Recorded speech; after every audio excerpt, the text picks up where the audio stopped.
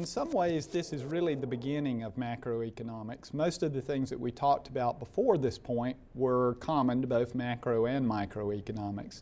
And most of it was really just terminology. But today we began really thinking about the macroeconomics or the whole of the economy.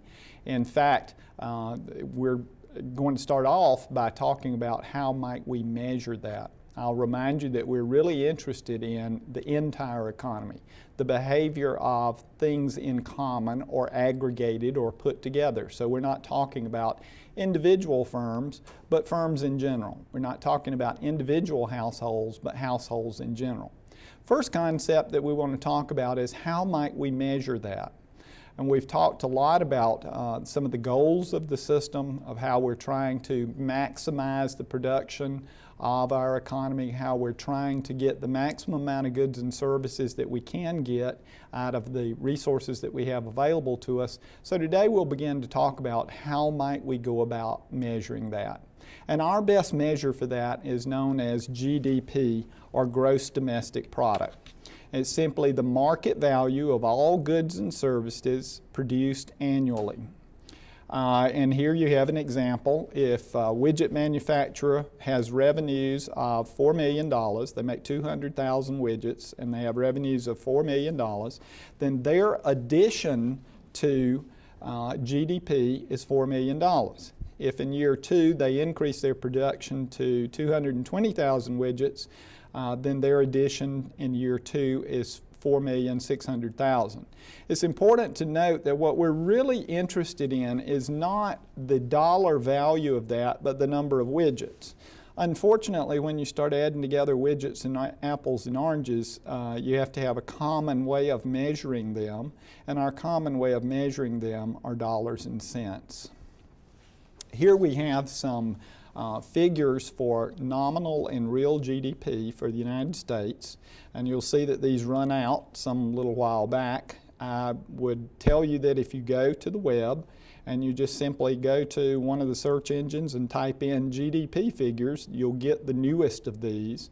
In fact, they're actually produced by the U.S. Department of Commerce, and they're readily available, and they lag by about a quarter, but you can get them pretty much up to date, although they do get revised from time to time. I'll remind you of a concept from before, and that is the concept that there are nominal values and there are real values. Nominal values means that we have not made any adjustment for changes in prices. And so you see in the first column, if we look at the first column, it appears that we've gone from roughly $8 trillion to roughly $11 trillion. And here, all we did was we just added together, and we'll see how we do this in a minute, we just added together at present cost. However, if we adjust those for changes in prices, we see that in fact it hasn't grown that much. It's grown from roughly 9 to roughly 11. And this is a good indication of, as we talked about last time, why it's important for us to adjust GDP or any other figures for changes in prices. You see that the first column would indicate to you a much larger growth than what happened in the second column.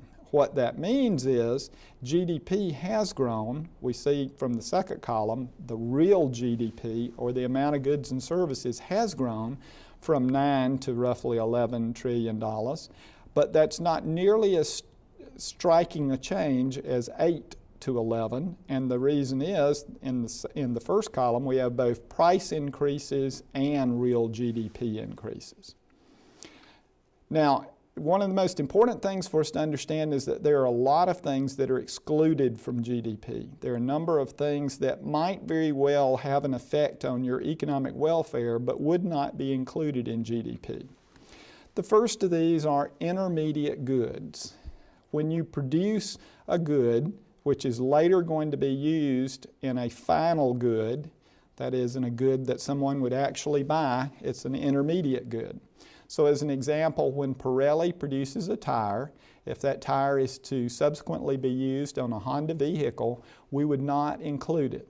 Why so? Well, because it'll be included in the final car. So we wouldn't include it. Now, if on the other hand Pirelli produces a tire and that's sold to a consumer for them to put on their vehicle, then we would include it. It wouldn't be an intermediate good then, it would be a final good.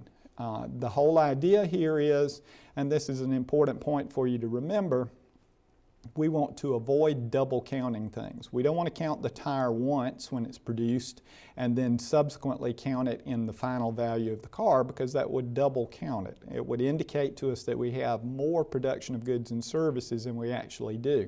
So we always exclude intermediate goods. We also always exclude any non-production transactions. There are a lot of transactions that take place that don't really produce any new goods and services. As an example, used goods, goods that were previously produced that are traded, such as you take your old guitar, which you never play, down to the pawn shop and you sell it to them and they turn around and sell it to someone else. There's no new production as a result of that. Or when you trade your used car, no new production. And the important thing to remember is we're trying to measure how many goods and services were produced in the economy this year. We also don't include financial transactions. When you sell your 100 shares of IBM stock, there are no new goods as a result of that. And you could think of that as actually being a transaction that's a used goods transaction. But even when it was initially issued, the initial issue of the 100 shares of IBM stock, there were no new goods as a result of that. There was new capital, which was invested in the operation of that firm, but there's no new computers as a result of that. There's no new any sort of software or anything else. We also don't include transfer payments. Transfer payments are a payment to an individual for which there are no forthcoming goods or services. That is, it's simply transfer of money from one individual to another individual. An example of that would be welfare is the one that most quickly comes to students' minds, but it's also the case that Social Security falls into that transaction. Social Security taxes are paid in, and then they turn around and pay those to the Social Security recipients. When someone sends you a check, such as for your birthday or for Christmas or something of that sort, that's a transfer payment. There are no new goods or services. Now, when you turn around and spend that money for a good or a service, that would be included. So one way of thinking of it is we don't want to double count that. So we don't count the transfer payment, but we do count the final good or service once the final good or service is actually sold. No non-market production is counted. So what might be non-market production? Well, when you wash your own clothes at home, that's non-market production. It does produce welfare for you, but it's not transferred over the market, so we really have no way of measuring it. Probably the largest category here is any household production. When you mow your own lawn, when you fix up the front porch swing, when you paint your own house, those sorts of things are non-market production. It's really the reason we exclude these is because we have no way of measuring their value. We have no way of saying what's it worth to have 3 loads of clothes washed, what's it worth to have your lawn mowed or something of that sort. So we exclude those really because we don't have any way of measuring their value. No underground production. Underground production is also known as black market production. That is any sort of transaction for which we have no tax records for, essentially. So if you make a deal with someone and they say, well, you know, if you're going to pay me with a check, it'll be $100. If you pay me in cash, it'll be $60. That's underground production, and it's black market production, so we have no way of measuring that. So again, it's just to make life easier for us in a way. We have no way of measuring it, so we don't include it. And finally, we don't include leisure either. Leisure increases your welfare. It makes you feel better. It makes you feel better about the economy, but there's no way of measuring its value. Oh, I forgot the other one, and that is we don't include economic bads. These are things which are illegal. We don't include prostitution. We don't include illegal drug sales or any of those sorts of things. And again, the reason we don't include those is because we don't have any way of measuring them. We don't have any figures, any competent figures on those, any that we can rely on. So as a result, we don't include them. Now, there are two different ways of measuring GDP. One is known as the expenditures approach, and the other is known as the income approach. And we're going to walk through we're going to actually walk through both of them. We're going to walk through both of them in a second, but they're two entirely different ways of approaching it. We could measure this by simply measuring all of the transactions that happen in the economy. And if we did that, that would be known as the total expenditures approach or the expenditures approach. The way I always think of that is that we could simply have all the cash registers in the country somehow hooked together so that every time something's rang up on the cash register, it simply adds to the total. So we'd total up all of the transactions that happen throughout the economy. On the other hand, what we could do instead is to simply measure all of the income that's received by the various different agents within the economy. We could total up all of the income that's received by the various different households, and those two should match. So which one do we actually use? Well, the truth is we actually measure it both ways and try to see if we can figure out where the differences are, and that gives us a more accurate measure. In other words, in some cases we have much better figures on expenditures. In some cases we have much better figures on incomes. There are parts of the economy where neither one does a really good job of measuring, so we do both, and then we try to figure out where the differences are and try to solve those differences. And in so doing, we end up with the best possible situation. Now, if we use the expenditures approach, there are four primary portions to it. The first one is the largest one, and that is consumption. This is expenditures by individual households for goods and services. It represents roughly 2/3 to 3/4 of the total expenditures for the economy. So we oftentimes hear in the popular press that the government's going to do this and the government's going to do that, and they're so large that they make this tremendous impact. But the truth of the matter is the big impact actually takes place with individual households. They represent the largest component, and therefore they're the one that we're the most interested in when we're trying to predict what's going to happen for the future. The second portion is investment, and this is purchases of capital equipment by various different firms. So this is where they buy their tools, they buy their machines, they buy their new plants, they buy whatever they might need to produce their goods and services. So you could think of this as it's not really consumption for firms, but it's what firms contribute to the overall expenditures for GDP. That includes new capital goods, and includes changes in business inventories. Changes in business inventories is oftentimes just a kind of a settling account, but it is true that those do build up at times and go down at other times. And it also includes new residential housing, at least before they become consumption expenditures.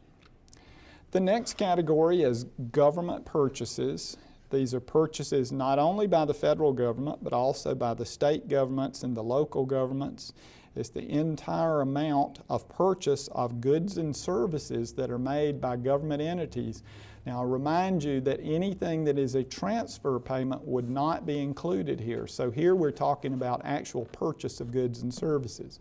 So if a local school board were to buy a bus, then that would be included.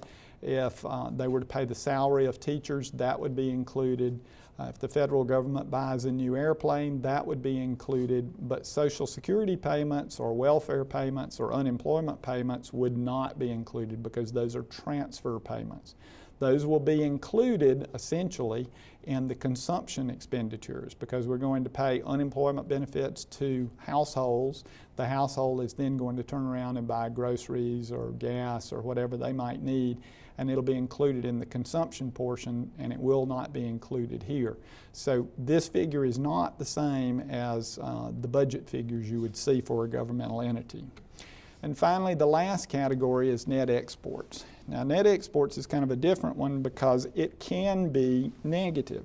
In fact, it frequently is negative in our economy because it is essentially the total value of exports minus the total value of imports. Exports are foreign purchases of our goods. So when we sell a good produced in this country to someone who lives outside the country, it's known as an export. On the other hand, imports are our purchases of goods that are produced in another country. So when we buy things that are produced in another country, that's an import. We net those two out, which means we take the total of the exports, we subtract from it the total of the imports, and that difference is the figure that we call net exports. It is frequently the case in our economy, in the U.S. economy, that we import more than we export. And if we do, this figure will be negative. And so when we're adding up by the expenditures approach, the consumption expenditures is always going to be a positive number. The investment expenditures, we hope, is going to be a positive number.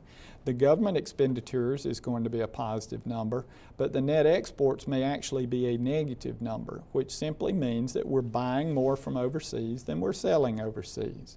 It's not, as is often characterized in the press, it is not necessarily a bad thing. May be a bad thing, may not be a bad thing. It depends to a great extent on what the prices are. Now, if we look at the figures for 2003, you'll see exactly the things that I've just said. The largest expenditures are for consumption by private individuals, and they represent, in this case, close to 75%, probably more like 70%. Government purchases are the second largest at roughly 20%. Then we see the investment expenditures, and you'll note, as I just said, that net exports is actually a negative number, which simply means we bought more from overseas than we sold overseas. So we hope we got a good deal on that. So the total value, and this number should correspond to the one we saw earlier in that schedule. Now, the other way of doing this is to do it on the income side, and that is to total up all the different ways households receive income. The first of these would, and the largest one, is employee compensation. This would be wages, salaries, all of the extra compensation such as bonuses and all of those sorts of things. And this would be by far and away the largest component. The second would be proprietor's income. This is income for sole proprietorships or for partnerships, for small businesses essentially, for things operating as a business but not incorporated. Third would be corporate profits. This is the rest of the businesses. Now we know that in number 2 we have the largest number of businesses included in number 2, but we know that number 3 is going to be bigger. While there are less corporations, they make larger profits than proprietorships do. Next category is rental income, and this is, your mind immediately jumps to rental in the sense of real property such as apartments and those sorts of things, but anything you rent would be included in this. So if you have a piece of equipment which you typically rent out, then it would be included in this. If you rent a piece of property for farming, it would be included in this. Anything that falls into the category of rental income. Next would be net interest income, and here we again have a net figure, which means it would be the total amount of interest you receive minus the interest that you paid. So this would be a net number, which means we take something out of something. Now, when we compare various different economies, it's important that we put that on a per capita basis.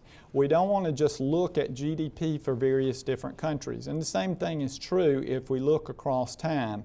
It's important for us to put it on a per person basis. And the example that your author gives is a good one. While it may be the case that India has a higher GDP, they have a higher total amount of production of goods and services than, say, Switzerland, it's also true that India has a lot more people than Switzerland does. So when we compare countries, we want to compare on the basis of how much production do they have per person. And that's also important when we do that through time. So when we look at the GDP for the U.S. in 1930 as an example and compare it with the GDP for the U.S. in 2005, we don't just want to look at how much has that changed in total, but also how has it changed per person. It's not because the population has changed between 1930 and 2005. So an important number for us to calculate is the per capita number. And you simply take the GDP and divide it by the number of people. And then you get a figure that you can compare. And when you do compare that, what you discover is that Switzerland's per capita GDP is higher than India's per capita GDP. India produces more goods and services, but India also has a lot more people than Switzerland does. Now remember that we always want to calculate GDP in the form of real GDP, and this is a good example of where we've made that adjustment. We talked about this last time, so I'm not going to walk through the actual calculations here, but we want to make sure that when we do these calculations that we get the real values for this, not the nominal values for this. And in looking at figures, oftentimes you see GDP quoted, but there's no notation as to whether it's real or nominal.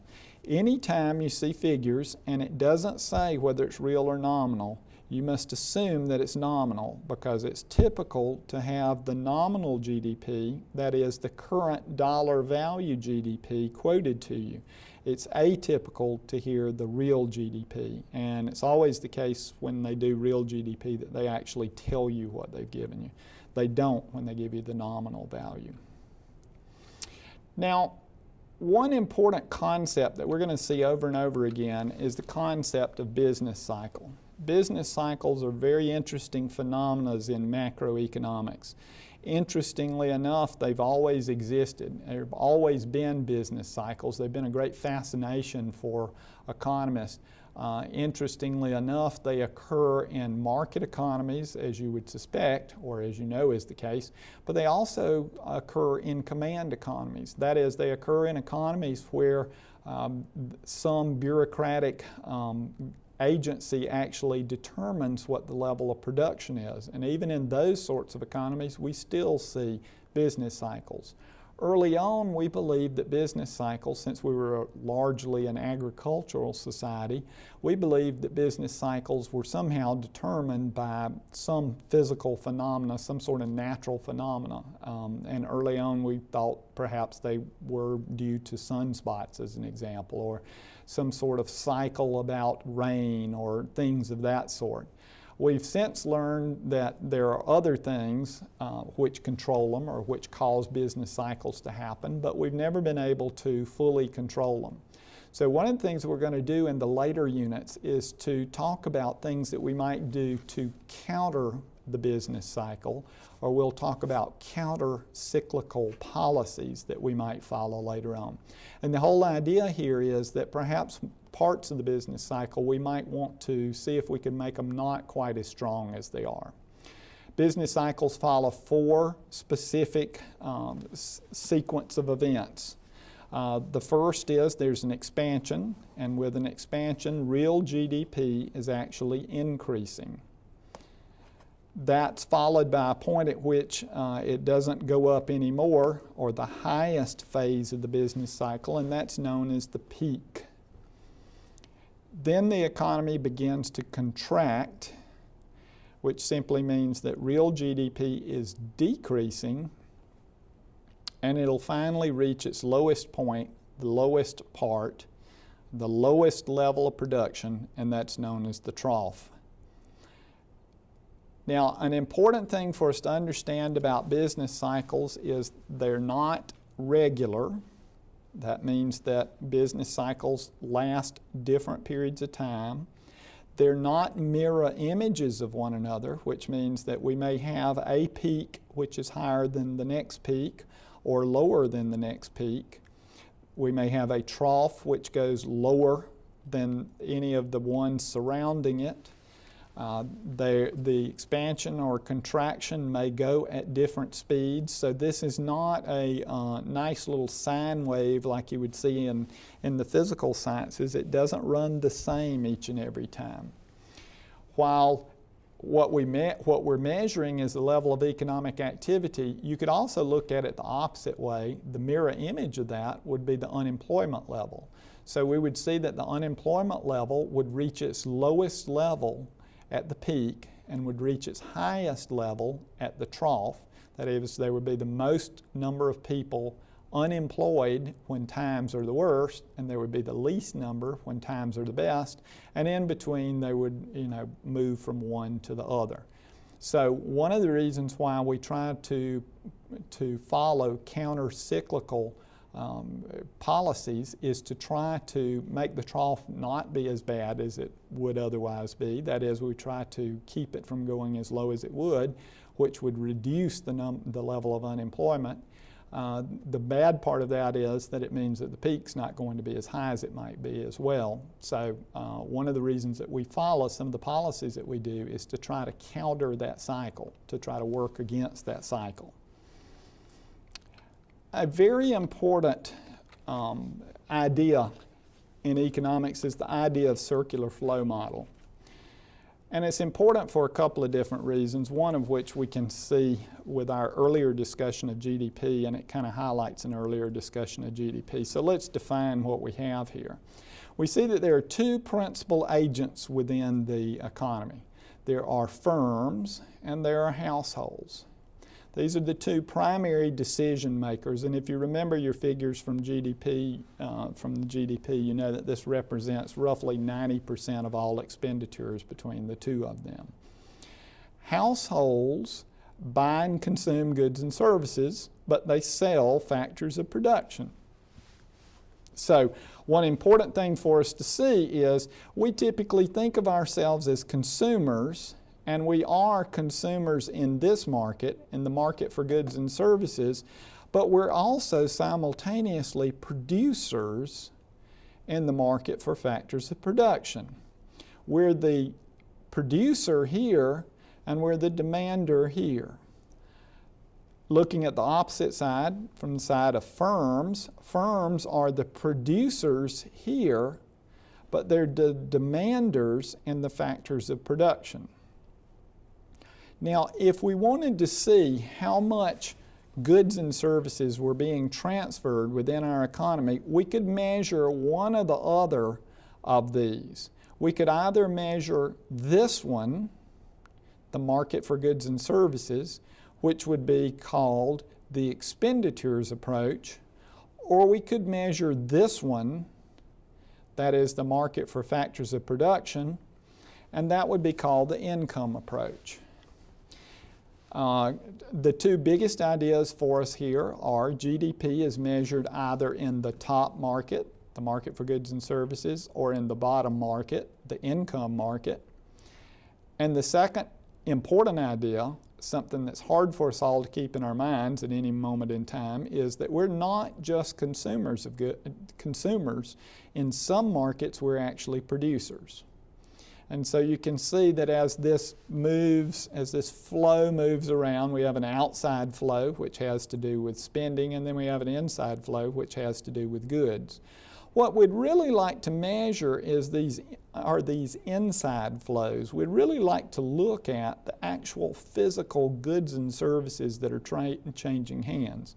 Unfortunately, we don't really have a way of doing that, so what we do is we measure the outside flow. We measure these flows out here because they're dollar denominated, so we're able to look at those and add them together. So it's literally possible for us to add apples and oranges together because they both have a dollar value, and so as a result of their dollar value we can add them together. This is an old idea. It's an idea that's been around for quite some while in economics. It actually goes back to well before Adam Smith, and Adam Smith, as we said before, was kind of the father of economics. But it's an idea that's an important idea for us. It's important for us to understand that firms produce output, but they're also resource supply buyers, that households have disposable income, which they decide on how to spend and how much to save. And we're going to see later on that how much they determine to save is an important consideration for how the economy is going to operate. They also have a certain amount of unplanned addition to inventories, which are indicators to them as to how good they're doing. And we can actually use either the aggregate expenditures or the aggregate income figures in order to determine what the level of production within the economy is. And that's it for today. We're going to stop here for today. Next time we're going to talk some more about aggregates and how we might look at that from a slightly different perspective. That is, if we look at what is the level of aggregate demand, which is one of the parts of what we were talking about with the circular flow, and if we look at the level of aggregate supply, and having used the words demand and supply, as you can guess, we're going to then determine somehow or other what is the equilibrium level, and how might we know what that equilibrium level is, and better yet, how might we affect what that equilibrium level is. Have a good day, and we'll see you next time.